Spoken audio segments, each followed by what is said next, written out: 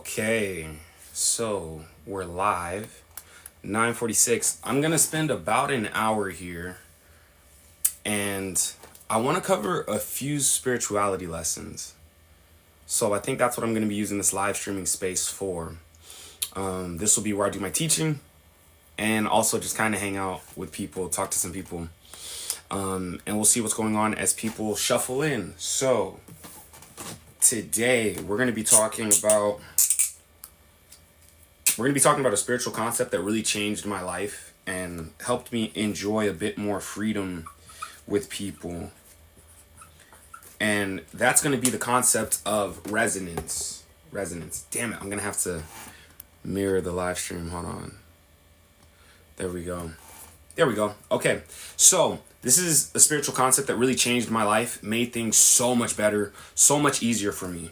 And I'm going to teach you guys it. It's the concept of resonance. Resonance. It's a spiritual concept. What exactly is resonance? So let's say you have 4 people, and let's say you are the 4th person, right? So you have, there we go. We have 3 people, and then we have you. Resonance is going to determine which of those people you like and which of these people you really can't stand. So I'm going to use these colors to illustrate 4 different vibes, you could say, right?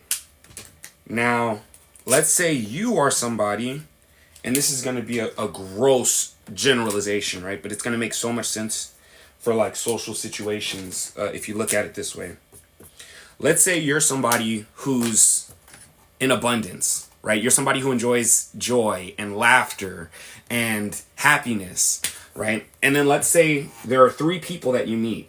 One of these people also enjoys joy and laughter and happiness. They have a similar perspective view on life. This person is very competitive and they believe in scarcity and only the strongest survive. And then this person, right, let's say they believe in just snaps. That would be my guy. This would be my guy, right? But let's say these 3 people have all of these different kind of beliefs and perspectives and philosophies on the world.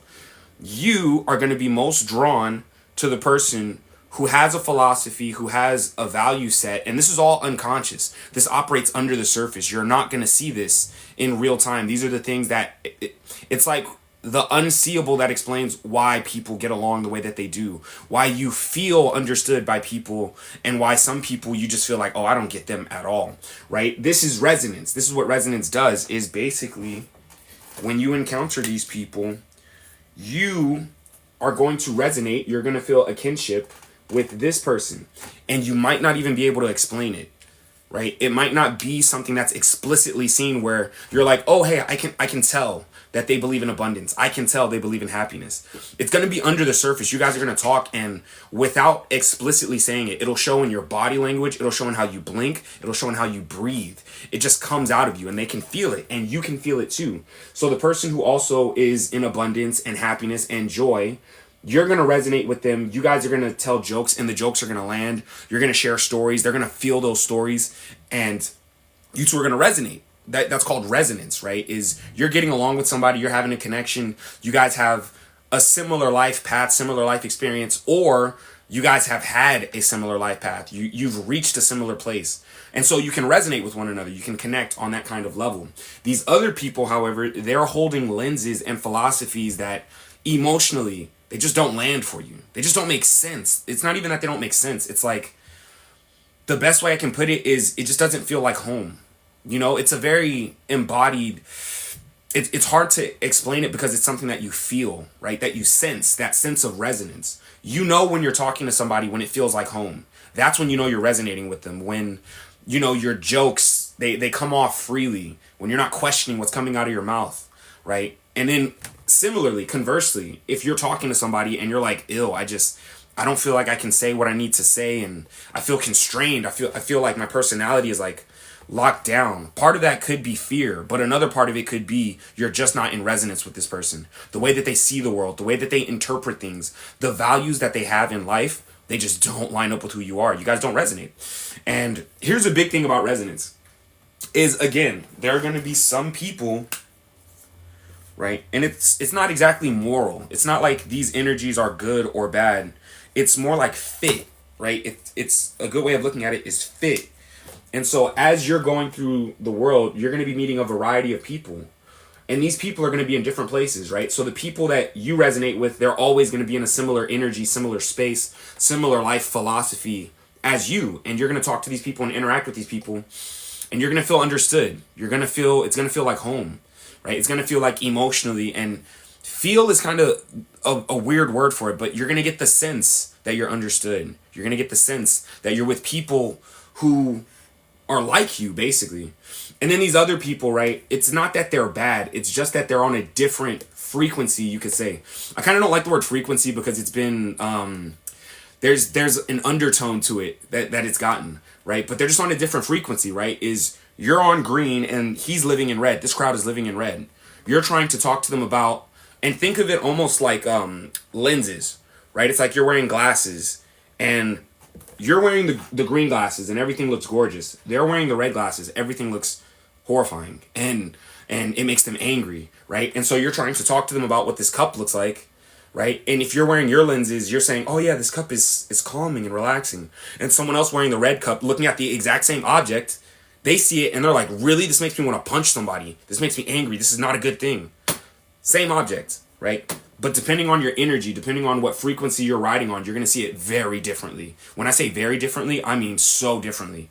Even though we're looking at the same thing, right? And so that's the thing with resonance is you can meet people and they can be good people. Like they don't have to be wrong.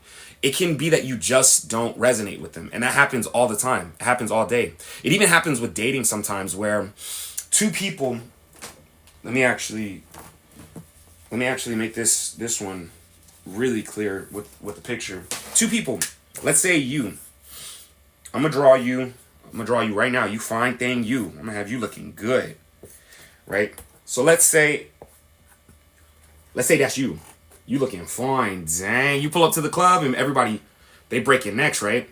And let's say you meet somebody and between the two of you, you feel chemistry, right? You feel what we could call love.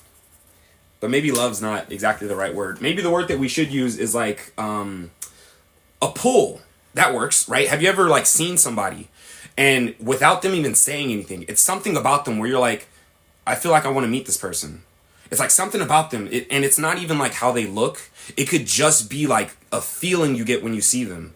It's no story behind it. It's no explanation. It's just you see this person and you're like, I feel like I'm supposed to have an interaction with them. Like there's somebody I feel called to meet, right? That, in my view, in my worldview, is a form of resonance. It doesn't necessarily have to do with attraction. It more has to do with calling, because in most of our communications, the overwhelming majority of it is nonverbal. And so even though you use words and you think that's communication, true communication actually is just with sight.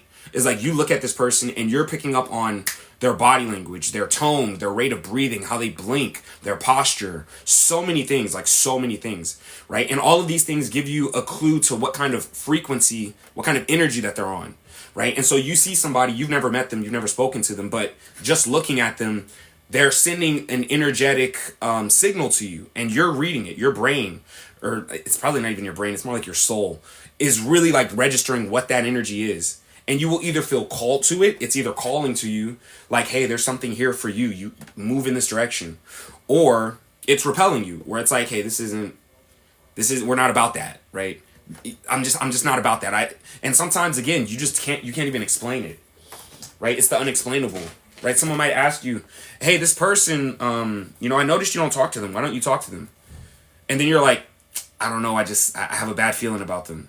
And then they'll ask you for an explanation. They'll be like, well, is this something they did? I mean, did they say something? Did you see them do something? And then you're like, nah, I'm just not feeling it. Now, here's the nuance. Here's the nuance with that is even though you would want to say, or you would be pushed to say they're a bad person, or you're like, they're not a good person. They're right. You think they're like a criminal or there's something wrong with them. It's not that there's anything wrong with them. You just don't resonate with them.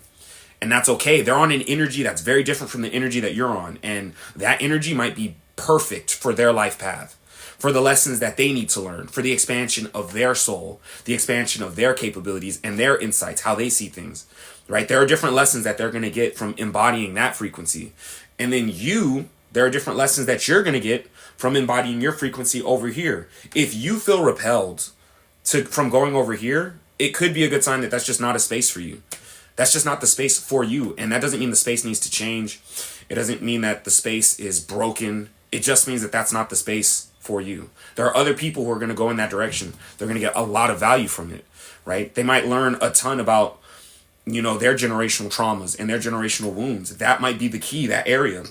That might be the key that they need to unlock their next level, right? Their next breakthrough, because it's always another level, right? That's the thing is, I've recently been doing a lot of healing work myself and really diving deep. And every time I think I get to the ground floor where I'm like, this is the basement, this is who I am, I look down and then it's like, oh no, there's still more. There's always more. Maybe that's the adventure of our life, right? Is constantly digging down. But everyone has something to offer, right? And just because you don't resonate with somebody, it doesn't mean that they're a bad person. It doesn't mean they shouldn't exist. It simply means you don't resonate for them and they are not for you. And that's okay. And then to turn that mirror onto ourselves, right? To offer ourselves that grace. I hope that you understand, when people don't like you, that doesn't mean you're a bad person, right? When people don't vibe with your jokes, when people don't, call you beautiful, or when people insult you, it doesn't necessarily mean that you're a bad person. It simply means they don't resonate, right? The energy, the frequency, the love that you bring, they might be on a path where they're feeling something else. They're meant to feel something else. And so it's like the way that we view others is often a reflection of how we view ourselves. And so when I hear people talk about how, oh, this so-and-so is so bad and so terrible, and, they're not a good person, they shouldn't be here. The thing that makes me think when I hear that is I reflect and I think to myself, when you take actions that maybe hurt somebody, or when you're doing things that aren't super favorable, because we're all human, right? We're all going to make mistakes. We're not always going to be perfect. I just question, how much grace do you give yourself? Are you able to extend grace to yourself when you need it? Because it seems like you're struggling to extend that grace to somebody who might also be struggling, right? Maybe they're also acting in ignorance and they're not in a good place. And so, yeah, the way that you view others is often going to be a reflection of how you treat yourself. So when I see somebody who's super critical, you guys know these people, right? The people who have nothing good to say about anybody, right? They're always critiquing, always attacking, always attacking. I'm not so much taking that as them attacking me. I understand that I am just a projection, right? I'm like the wall that they're playing the movie that is their philosophy. They're projecting their philosophy onto me, and I'm like the movie. I'm like the screen, but I'm not the movie. The movie is the story that they're expressing. The movie is what they're saying. And so when that's being projected onto me, I'm not really worried about me because I'm fine. I'm the movie screen, right? A projection can't hurt me, right? Your philosophy, your idea, it can't hurt me. Your perspective on who I am, I know who I am. So I'm not really exploring what the projection says about me. I'm exploring, what does that projection say about you? Right? That you're so critical of me, that you're attacking like my position and my humanity, my dignity. So like, for instance, if you were out in public, right? Let's say you're a beautiful woman, right? Let's say I was a baddie, right? I'm a baddie, right? I'm out looking good. And I run into another girl and she's like, ew, you think you're so fine. Your clothes are discount and your hair isn't even done well. You should feel terrible. You are not that fine. Right? Initially, that might land and it might make me uncomfortable. And that'd be normal, right? Because you're hearing negative comments.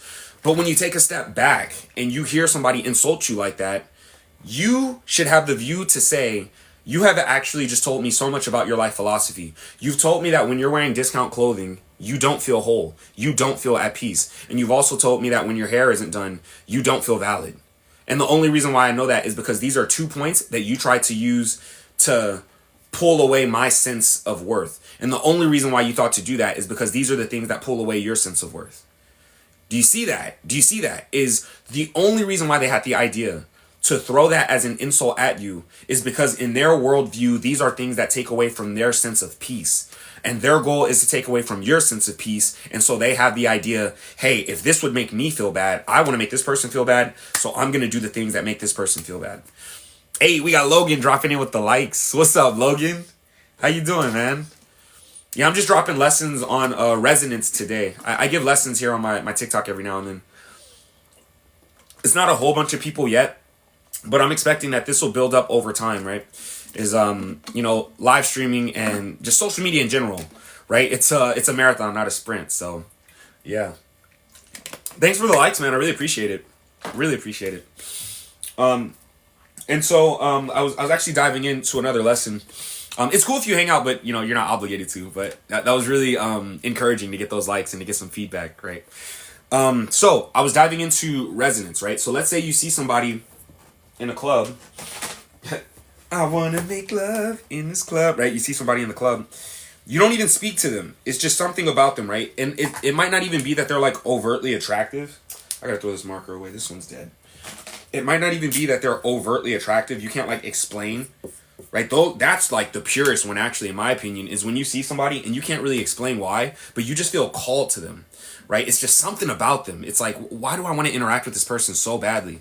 To me, that is something that we would call resonance. Most of our communication as human beings, while we do value words a ton, we value words, the overwhelming majority of our communication is nonverbal. So we're actually processing like how people blink, their rate of breathing, their posture, the tension in their muscles, and all of these things communicate basically your frequency, right? They say a lot about how you view the world, where you're at within your worldview, and how you feel about things. When you resonate with somebody, it doesn't even have to be in conversation. It could literally just be you see them across the way and you're like, something in you is saying, and it's not even like, it could be arousal, but it could often be deeper than that, where it's like, hey, there's something about this person. We need to talk to them. I need to interact with this person. I want to meet this person, right? Male or female, it doesn't have to be romantic, but that's a form of resonance. You're resonating with them. You understand there's something about seeing them. You intuitively understand that there is value in interacting with this person. I'm going to get something from that interaction that's going to feed where I'm at in life. And I think that that compass, right? That compass is underappreciated. I think that compass is really underappreciated. We tend to be so concrete and logical, but we forget that life is it's a psychological experience more so than a concrete scientific one. Right? Now, granted, science has given us some amazing breakthroughs and we've learned a ton about the world, right? We get AC, I can have these pretty lights in my room and I got this device, we can all communicate. All right, science is awesome. I would never knock science, but I'm just saying, I think there's also room for intuition and for spirituality, right? For resonance, right? That unexplainable sense of, hey, I want to interact with this person. I want to meet this person. That goes beyond just science, right? That's what it means to be human is that, right? Because oftentimes we think that human beings are like independent of the environment. But I think it might be helpful if you thought about it. People are also a part of the environment, right? These interactions that you have with people, they will give you things. They will give you things that you take with you down your life. Like me, I was a dancer for a long time and I still do dance, right? And I'm actually really thankful for that. Is here in LA, I'll take dance classes and I'll meet a ton of different people. I'll go to classes and I'll have all kinds of interactions. And in my experience, right? It's the people you do things with that define an experience more so than the experience itself, right? And so by that, I mean this. When you travel somewhere, when you go to like Rome, let's say that you're traveling and you're going to Rome, you want to see the pillars, you go to Rome. It's not going to be the art. It's not going to be the buildings. It's not going to be the scenery that necessarily defines the experience. It's going to be the people that you interact with and how those interactions go. Because one person can go to Rome, they can be in the Colosseum, right? And let's say that everybody around them is just being rude and they're not being kind. There's no laughter. That Colosseum is beautiful, but when they go back home, people are going to ask them, what did you think of Rome? Do you see that? They're not going to say, what did you think of the people there? They're going to say, what did you think of Rome, the place? And you're going to say, oh, that place is terrible. I never want to go back. Rome is horrible. It's because you've actually conflated the place with the people. And that's a mistake that we make all the time. But it's not the environment that defines your experience. It's the people. So Rome is a good place. If you meet good people in Rome who embrace you, support you, they make you laugh, you're going to say Rome is a good place. But it's not because Rome is inherently a good place. It's because the people in Rome treated you well, and so you believe Rome is a good place. Let's look at it from like something that's more relatable. Let me actually sip some water here. And this is a part of healing too, by the way. This is a part of the healing work. I kind of got goosebumps on that, so I think that means I'm speaking on something that might be helpful. High school. We all had a high school experience. You might be in the midst of your high school experience. In which case, I'm really jealous because high school, there's a lot of potential there. I'll say that, right? If you're having a terrible high school experience, I can understand why. I mean, it's just a lot of potential in that area, right? It's a potential for, love and encouragement and support and fun, but also there's the potential for trauma and for pain and things that you're gonna have to work through as an adult. But high school, let's focus on that. It's not gonna be the high school itself that defines how you look back on your high school experience. It's going to be the people you met, how those people treated you, and how they spoke to you. That's going to be what defines your high school experience. And most people are going to conflate it with like their geography. They're going to say, oh, high school was terrible because I was in Pennsylvania. Oh, high school was terrible because I was in the desert. However, you could be in that same desert, but if you met people who were loving, people who encouraged you, who told you, hey, you're amazing, people who pointed out your gifts, hey, you're gifted in this. I love the way that you speak. I love the way that you dance. Right? I love your smile. You just have such a beautiful smile, right? You went to high school in the desert and people were talking to you like that. You would look back and you would say, oh, my high school experience was the best. I loved going to high school in the desert, right? But conversely, you could be in the richest neighborhood on earth. And there are people who are like this, right? They come from well-to-do families. They have money. They don't lack, right? They have all of their material needs met. But they're going to school with people who tell them, oh, those shoes, that's not the newest Louis Vuitton. You got the Louis Vuitton from 3 seasons ago. Worthless. Right? You're not that smart, kid. You just shut up. You don't even need to talk. Right? Despite having material, despite having all of these things, right? Us thinking that it's the things that make you happy, the things that define your experience. It's not the things, it's the people. And so you have people who are in those well-to-do arenas, they're affluent, they have money, but emotionally they're starved. They're being ruined, destroyed. And so when they reflect on their high school experience, despite the fact that they came from money, despite the fact that they came from wealth, and they had all of their material needs met, emotionally they were being destroyed. And so they would say, oh, I hated high school. High school was miserable.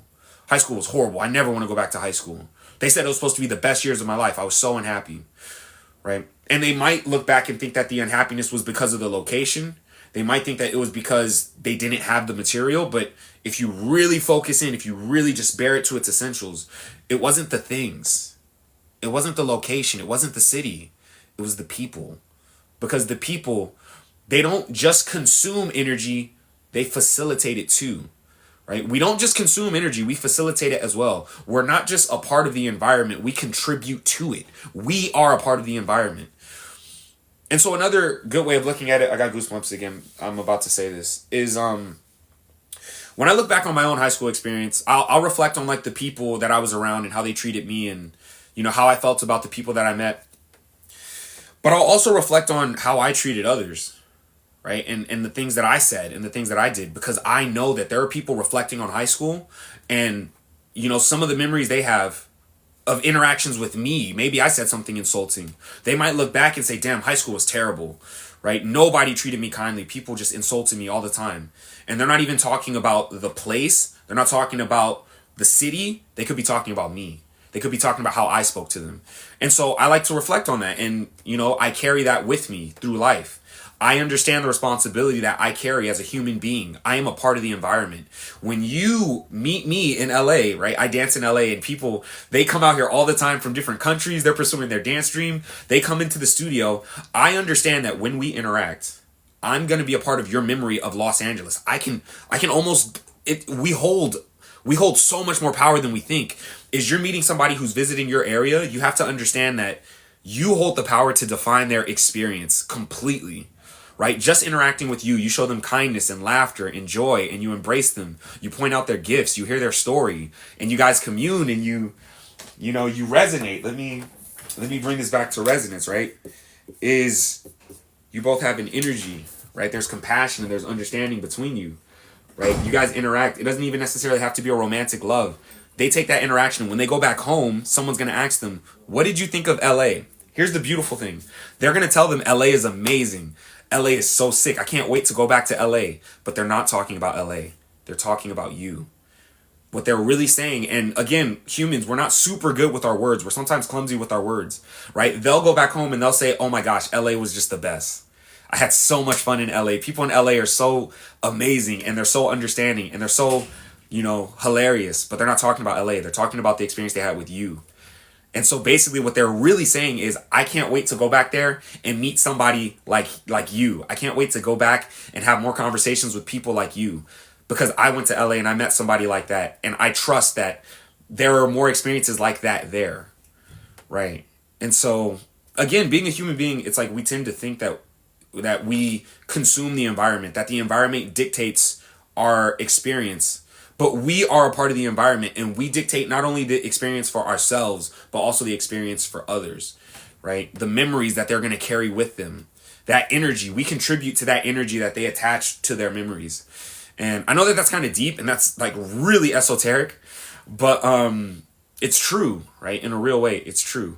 To tie this back to resonance though, because I was talking about resonance, I was giving a lesson on that. I'm gonna bring this back to resonance. Is okay. So 4 people, right? And 4 people are in a room together, okay? And they're not talking, they're not speaking. Right? Nonverbal is basically what I'm trying to say, is this is all nonverbal communication. Non-verbally communicated. Your experiences, the things that you go through in life, your body, your physical body, it retains, especially if you don't stretch, this is kind of going into why stretching is important, but your body retains tension and holds the memory of the experiences that you've been through. I'm not sure if that makes sense, but basically what I'm trying to say is, from the perspective of nonverbal communication, when someone looks at you, not even consciously, but subconsciously, you are communicating where you're at in life, what you've been through, and in some ways, like where you're headed also too. It's a lot loaded into our nonverbal communication, and our body communicates a lot of that with, again, very subtle things that you're not processing consciously, but unconsciously it's being picked up. Your rate of breathing, how fast you're blinking, your rate of speech, the tension in your shoulders, your posture, the tension in your hands, the placement, the fluidity of your gestures. These, and again, the list it goes on and on. These are all things that they're not objective in the sense that like they define your energy, but they do communicate it to people. These are the things that people are picking up when they're picking up on your vibe. So non-verbally, right, we have 4 people, right? And this is going to speak to kind of the brilliance, but also kind of the horror of life, because this is really profound stuff. Is, listen, let's say you're somebody who's been bullied. Yes, let's do that. You're somebody who was bullied relentlessly in your childhood, and you have a sense of empathy that really makes you protective of other people's feelings. Now, let's say you're in a room with 4 people. You guys haven't spoken. No words have been said yet between the 4 of you, right?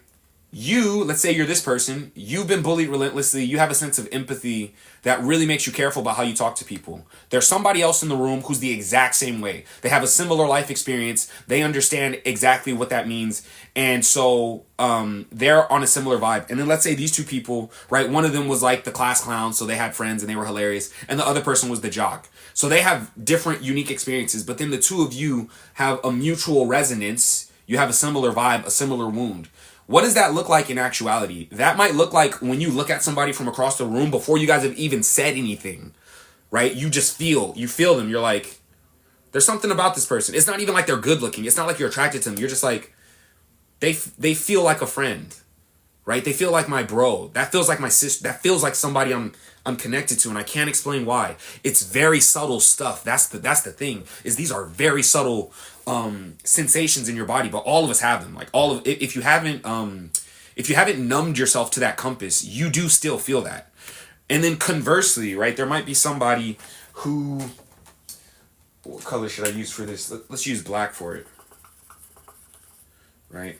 Let's say that you're out in public, you meet somebody, and you get that feeling in your stomach. You can't explain it. They're smiling and they're happy, but their energy is just dark. Their energy is dark, despite the fact that they're smiling and they're joyful and, you know, they're doing the right things, but something in you is like, ooh, this is not good. There's something about this energy. I don't like it, right? That might not explicitly mean they're a bad person. You just don't resonate with them. In fact, it's the opposite. You feel repelled from them. What that tells me, from my worldview, from my understanding of spirituality, what that would tell me is this isn't an environment you need to go into, right? In fact, this is your spirit trying to protect you. It's saying, hey, this person, they're not necessarily a bad person. This is not somebody for you, though. This is not somebody for you. And they could have the money that you want. They could have the social status that you're after. They could be the doorway to your next breakthrough in your career. But something about this person is just telling you, I don't feel okay here. They are unsettling my spirit. And it's not anything overtly that they did. They didn't violate me. They didn't call me out of my name. It's just something about this. It doesn't feel right. That's your spirit trying to protect you. It's saying, hey, if you go here, there are going to be consequences, right? And maybe you want those lessons. Maybe you do want to actively go for that experience. And it's always up to you. It's always a choice. Right? That's the beautiful thing about being human that I don't think people get is none of us signed a contract saying that we were going to do the right thing or we were going to do the good thing or we never promised to be bad or to be consistent. The beautiful thing about being human is you always have a choice. Always have a choice, right? If somebody's energy feels off, you can choose to ignore that and still interact with them. And that's crazy, right? It's like you would think that if the energy is off, you just wouldn't go there, right? But the beauty of being human is you can still choose to go to the places that aren't exactly welcoming, right? And conversely, you could have somebody who's calling to you. You could be in the room and look, it doesn't, again, I always emphasize, it doesn't necessarily have to be romantic, though it could be romantic, right? You see somebody and you just feel called to meet them. It's like, man, I really want to connect with this person, you know? It feels right. It feels right that you and I communicate and interact. And you can choose not to. You can choose to stay quiet. In fact, a lot of us often do. I do. I know I do. Right? I'll feel that compulsion. I'll be like in a room and I'll look at somebody and I'll be like, damn, it feels like I'm supposed to meet you. And allegedly I'm like spiritually awakened. I'm allegedly a spiritual teacher, right? But still, even me, I'll feel my compass pointing me in a direction. Right? And that compass doesn't necessarily point to places, though sometimes it could point to places, right? Maybe you feel called to move to New York or you feel called to move to, you know, Arkansas or some random place. You're like, I don't know why. I had a coworker. He just moved to Hawaii. And I asked him, why did you move to Hawaii? And he's like, I don't know. I feel like there's something there for me. His name's Rashawn. Shout out to Rashawn. You know, he's out in Hawaii doing his thing. And when people ask him, why did you move here? He's like, I don't know. My spirit just called me here. He's going to get experiences and learn lessons that he was meant to learn because it was a pure decision, right? That transcends logic. He's going to get those experiences that were meant for him, that called to him. They didn't call to his career.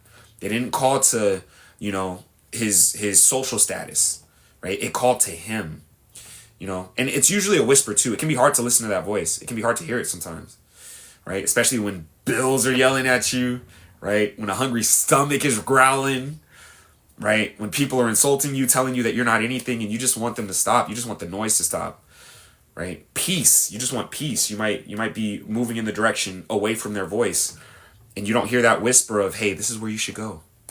Hey, you should take that dance class. Hey, you should learn how to play that instrument. Hey, you should start that business, right? It's a whisper and it transcends logic. It often transcends logic. It's like, why would it doesn't make sense for me to start this business. Right? It doesn't make sense for me to start this dance class.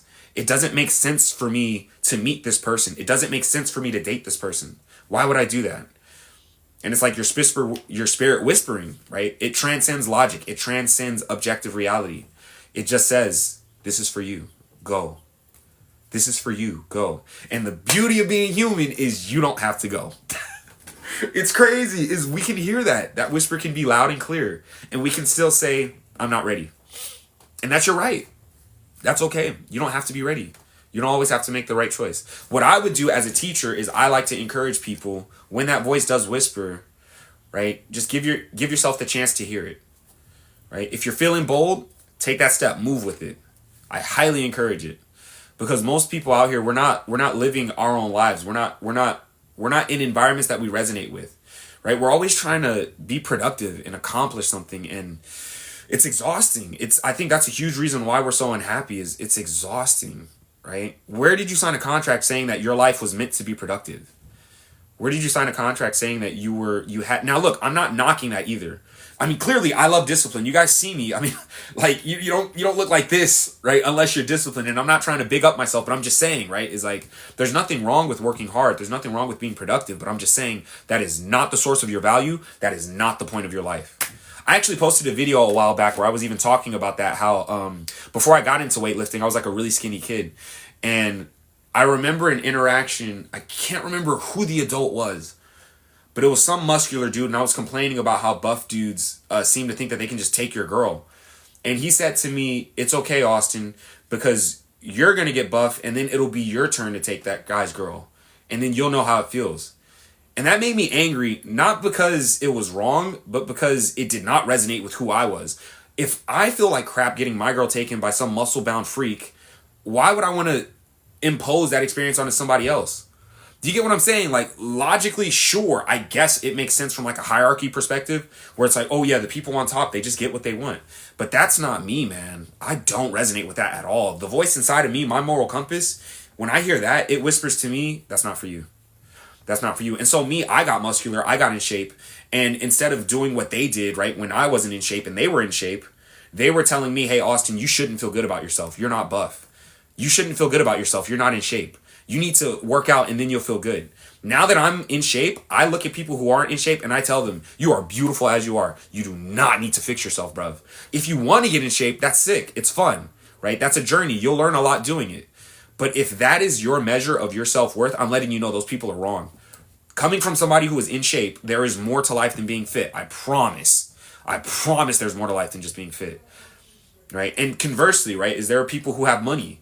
They have a ton of money. And I know that this is going to be the case. I'm moving towards wealth myself. And I know that, in fact, I've had conversations with wealthy people where they tell me, yeah, you think money doesn't matter, but wait until you get some. And then you'll know, right? You think money isn't your source of value, but once you get it, you'll know that you're a better person with money than without it. And I try to remind them, you guys said the same thing about getting in shape. You said once I got in shape, I would understand why people in shape feel superior. I still don't get it. I still don't get it. I don't understand how you can think that your whole source of value as a human being comes from your physique. And I have one, right? I'm in shape. And I'm trying to tell them it's going to be the exact same thing when I get rich. Is I'm going to get money and I'm going to look at people who don't have money and I'm still going to understand their worth is not determined by their situation. It's determined by them. It is them. I don't care what outfit you're wearing. I don't care how much you spent on your home. I care about your energy. I care about you. Right? How do you treat people? How do you feel? Do you encourage? Are you encouraging? Right? Are you fun to be around? Like, do you crack jokes? Do you see the humor? Do you see the light in life? Right? Because if you're a negative person and you're unlikable and then you get rich, that doesn't make you cool. You're just a negative, unlikable person who has money now. You can't escape yourself. I think that's the thing is, these people, they're telling us that we need to work to make 6 figures, right? You got to work to get the big house. You got to work to get the husband or the wife, right? And then you can feel good about yourself, right? They're basically trying to tell you, you need to get away from yourself because who you are is not okay. And again, I mentioned this earlier, how the person who's explaining their worldview, they're using you as like the screen to project that movie onto.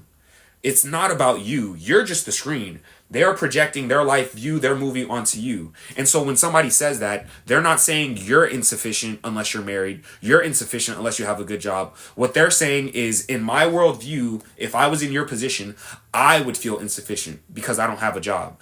I would feel insufficient because I'm not married, because I don't have the husband, because I don't have the kids. These are reasons why I would feel insufficient. And so you should feel insufficient because my worldview is right. That's the underlying assumption when anybody is accusatory or pointing at you. It's actually, they're using you as a mirror. They're pointing at themselves. They're revealing how they see things. And so you can't take that personally. You can't. And it's hard not to. Let me say that too, right? It's like, I talk to people and I give teachings all the time, and this stuff is, it's human. It's deeply human when somebody says something inflammatory, right? And it's directed at you, right? You are the projector, that you are the movie screen that they are projecting their worldview on. So it's directed at you. They're playing that movie on you. And sometimes, yeah, it's hard. It's hard to, stand your ground and say, it's just a movie, right? I'm the screen. I'm totally fine. I know myself, right? Sometimes you do get worried. You're like, damn, is this me? Right? That they're playing that movie on you. You're like, damn, are they right? Is this me? It looks like me. It's very human to struggle with that. I still do myself, but part of the journey is getting to a place where you do realize, right, how they see you is not a reflection of who you are. It's a reflection of their life philosophy and their experiences, right? Tying this back to resonance, to get back to that, because I feel like I keep straying away from resonance. I really wanted to give a good, clean lesson on resonance. Is we're gonna meet people in the world, and here's a good one. Is boom, bam, bop. Now let's use the color red. This might be an uncomfortable lesson, but it's gonna be a beautiful one if you stick around for it. It's gonna really open this whole life view for you. Let's use red as the color for trauma. Now let's say when you were a kid, you went through an experience of being unheard and unseen. Yeah, let's do that. Now let's say you're out there in the world dating. You're out in the world dating. And there are 3 people that you can meet. There are 3 people in a room. And all 3 of them, you find them attractive. Right? All things equal. The only thing different is their energy. Right? Let's say you, for whatever reason, you feel most called to this person and you can't explain it. Maybe the closest thing you come to is like, oh, they're funny, or oh, they look good. I like their sense of style, right? That's like on the surface. But if you were to really dig deep, and this would probably come up after you've met them, after you guys have been dating, after you really see the texture of your interaction, the texture of the dynamic, like what does it look like and feel like when you two are together, you might find that you ended up choosing the person who reflects a past experience that you have yet to resolve. That's actually the horrifying thing, right? Is you could go through a bad experience, and when I say resolve it, I mean like you made sense of it. You integrated all the lessons for it, right? With understanding and compassion, and you get it. Like you're like, okay, I understand the working parts. I know the part that I played in it and why this happened. Like I get it. I understand it. If that situation hasn't resolved, that energy is still on you. That red, it's still on you. And your soul, your spirit, it still wants to make sense of that. It's like, we haven't finished. The work's not done, right? We still need to do the work. And so maybe you left the last person, right, who caused that energy. You left them, but the energy is still in you. And your soul is like, we still need we need to reach resolution. And so to reach resolution, not of the person, because it's not about the person, it's more about the energy, the situation, you're going to feel yourself drawn to people who reflect that circumstance. You're not going to get away from the work, right? And you're not going to be able to articulate it. This is why when people meet somebody, they have a string of exes and they're like, why do all of my exes do this? All of my exes do the same thing. They all have the same vibe. The relationship fails for the same reason. It's because you're being called. Your spirit is calling to these people. It's like summoning these interactions to say, there's a lesson here that we need to learn, and I'm not going to move forward until I learn it. This is all unconscious, by the way. This is unconscious. That's the horrifying thing, is you can be doing this and have absolutely no idea, which means you're not going to be on the lookout for those lessons. You're not going to be doing the work, the process. And instead, you're just on that treadmill. You're in that karmic cycle of trying to learn the lesson until you learn the lesson, right? You're not going to get out of it and move on to the next breakthrough, the next stage, the next version of you until you integrate. And you're only going to be able to integrate once the experience is complete. And it can't complete if the first time it happened, you ran away, right? Before you reach completion, right? You ran away. And so you'll meet a new person and you'll pick up right where you left off. You'll get right back to where you finished. You're going to meet yourself right back where you finished. And then the question is, okay, are we going to do the work or are we going to run away again? Right? Most people run away again, and then they meet, the new partner who is the same partner, the same energy, right? They meet that person and then they run into themselves again. And so again, That karmic cycle, they're running away from themselves. You have to integrate these lessons, these things, because if you don't, you're constantly going to be sending out unconsciously, you're constantly going to be sending out that bat signal. Lesson! I need the lesson! Unconsciously. And you can say all day long, verbally and consciously, you can say, I don't want this anymore. I don't want this anymore. I'm tired of this. And your soul is going to say, we're not tired. We still have work to do. There's still work to be done. Even if you're tired, we still need to figure this out. So I'm going to call these people into our life until we can meet it head on and see it, until we can resolve ourselves. And then once you resolve yourself, here's the interesting thing. So you've moved away from your past, but you still carry that energy. And so you carry that energy to a new partner. Once you resolve it, this is going to happen naturally. It's not going to take any effort. Once you identify the pattern, once you integrate the lesson that experience was calling for you to learn, you're going to shift. Your energy is going to shift, right? You look differently. And so now you don't resonate with this person anymore. You've integrated the lesson. There's no more. You've completed that, right? That frequency is done. And maybe you'll shift back to it in reflection. Maybe you'll shift back after going to another level to dive deeper into it. But for now, your energy has shifted unconsciously. You won't have to make an effort to avoid this person. You won't have to make an effort to end the relationship. If anything, it'll just fall off, almost like shedding skin. It'll be like, it's completed. It's done, right? I got what I needed to get here. And you'll resonate with somebody new. Genuinely, you'll feel called to interact and meet somebody new. But it's not that it was an effort. It's not like you tried so hard to become somebody new. It's more like, this is where I'm at now, and I don't resonate with this old person anymore. I resonate with this new person. And all of this is unconscious. These are processes that we do not consciously, right? It's not with intent. It just happens. And so if you can open your eyes to it, right? If you've seen this lesson and you understand what I'm saying, right? As far as resonance goes, then you get that you're moving towards experiences that make sense for you, that are going to give you lessons that expand your capabilities, your understanding, your compassion, your knowledge of yourself is the big thing, is your knowledge of yourself.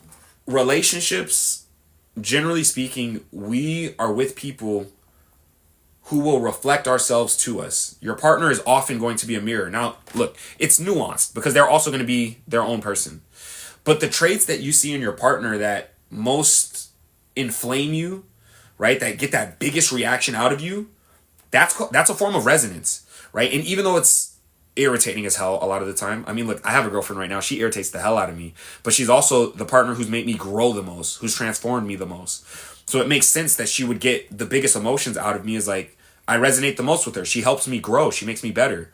So not only do we have the most fun together, but also, right, on the other side, is she irritates me the most. She makes me the most frustrated. She makes me the most angry, right? She reflects these things in me the deepest, right? So I chose a great partner, right? She's helping me grow and develop in my life curriculum. Where was I going with that? You're going to pick a partner, the one who inflames you the most, right? The parts of you that get inflamed the most, that they irritate the most. That's where the work is. That's where the work is done. And listen, it is challenging. Look, I'm coming from the perspective of a teacher. I do the work and I have the perspectives. It is so challenging in the moment, right? When you're triggered, when you're feeling reactive, right? When they have that side of you like, ooh, I can't stand when you do that. You look like this and you say this and you do this and I can't stand it, right? And instead of trying to change them, it's really hard in the moment to look at it and say, what are they reflecting on me? Right? This is where your unconscious beliefs become visible. This is where you can actually see it. This is where you get a chance to observe. There's a quote. It says, it's something like, the beliefs that you truly believe, you don't question them. Right? They're invisible to you. It's like a fish in water. You can't see the water around you because it's just life. Right? Like a human being in air. We can't see the air around us. It's just there. Right? Now we can conceptualize it, but the point is you can't really see it. Right? When your partner irritates you, when they upset you, that's almost like dye being put in the water. Right? It's like dye spreading and you can see, oh my God, this is water. What is this? right? And so in those moments when your partner pisses you off, that's your chance to reflect and say, what is it in me that's being provoked here? There's something in here. Probably a past wound. It usually goes back to childhood or some kind of experience that you never resolved, right? You go back and you say, oh, this isn't about you, right? Now you did trigger it. You touched a tender spot, but it wasn't necessarily about the touch. It's about the tender spot. Let's explore that. Let's heal that, right? I got about 10 more minutes here before I end the live, but basically what I'm saying is resonance is really like, as a concept, a good way of looking at it as a spiritual concept, it's like your compass for life. And it doesn't have to do with, morality. That's the thing, is resonance is amoral. It's not like, I'm a good person, so I resonate with good people. I'm a bad person, I resonate with bad people. It's not exactly like that. It's more like, whatever energy, like you resonate, whatever frequency you're bringing, you're only gonna draw in experiences that are fitting for that. Be they good or bad or right or wrong, whatever. It's amoral. It's just gonna be fitting. That's I guess that's a better way of phrasing it, is you're gonna draw in experiences that fit for that energy, right? And so you might be in a place where, hey, I'm angry and I have a lot of aggression in me, so I need experiences, right, to get the lessons that I need to get within this aggression. And there are going to be lessons that you get from it, especially if you're paying attention, right? You're trying to stay aware.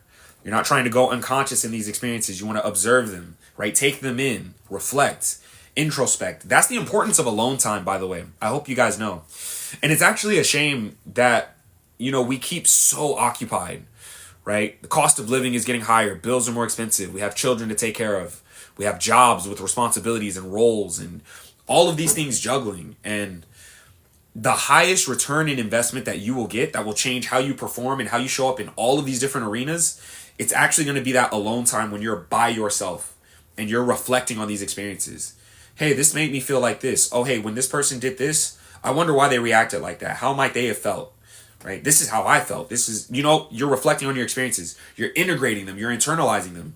And it looks like wasted time. It looks like wasted time, right? You're just laying in bed with your thoughts, or, you're sitting down at a park, right? Just reflecting on where you've been, where you want to go, right? It's not as productive as, clocking in and being behind the desk writing, right? Or going through your notes, right? Studying. But man, the return is so much higher when you integrate those experiences, right? When you meet somebody who's going through something similar and you can help them through it because you've already done the work. They can stand on your shoulders, right? We need more people who are doing that. We have enough people clocking in. We have enough people, drinking and smoking, and that's fine. I mean, that's fun, every now and again, but it's like all the time. Why can't we just sit with ourselves? What's so wrong with free time to be free, right? To explore where our life has gone and where we've been, to think about where we want to go. What do we feel called to, right? It's hard to hear that whisper of your calling, right? When you're always under that pressure of performance, bills, children, sickness, right? All of these things that occupy us. And I think that, again, the biggest return on investment that you're going to get, at least that I found, this has been one of my recent epiphanies. The biggest return on investment with my time often comes from meditation and stretching. Right. So with stretching, you're basically releasing a lot of the trauma that was stored in your muscles, right? Because if you're not releasing it, it's still in there, right? I had to, for years, it took me like 2 years. I mean, I used to, because I was in, from childhood, I was in such a tense, fearful state. I wore my shoulders as earrings, man. And I was hunched over, so I had rounded shoulders and, my posture, it just read like, man, this guy is hurting.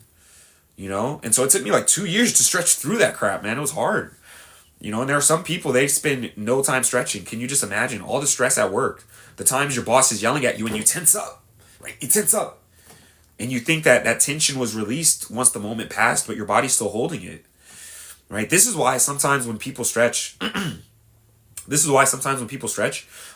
start crying, right? They can't explain it. They're like, God, I was just stretching my shoulder and I felt like crying.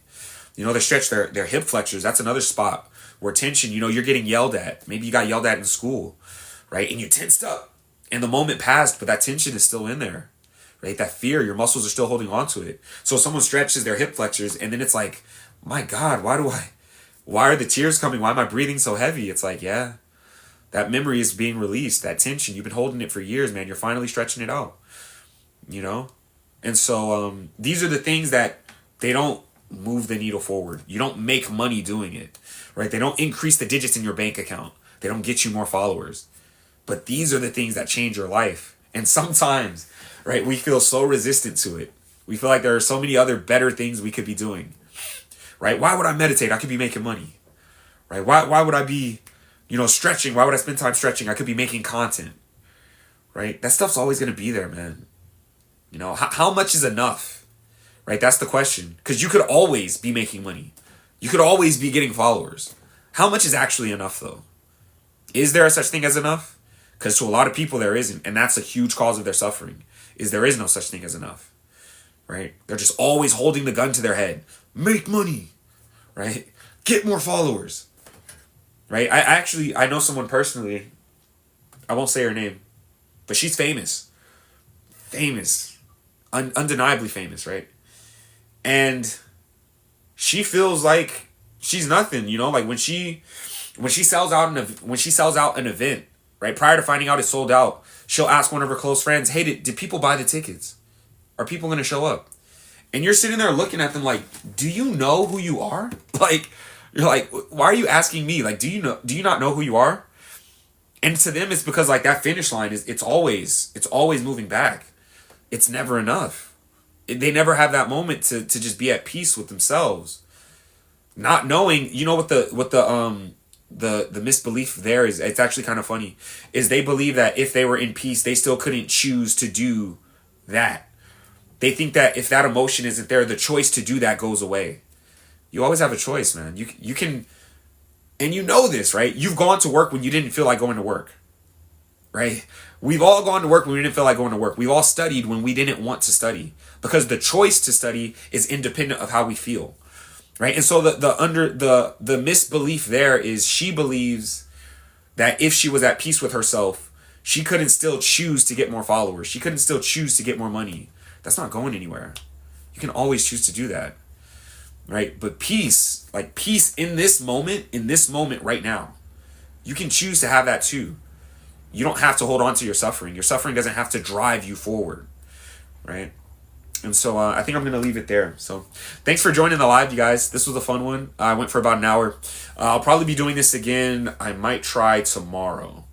So we'll try for tomorrow. And yeah, I'll see you guys there. All right. Take it easy.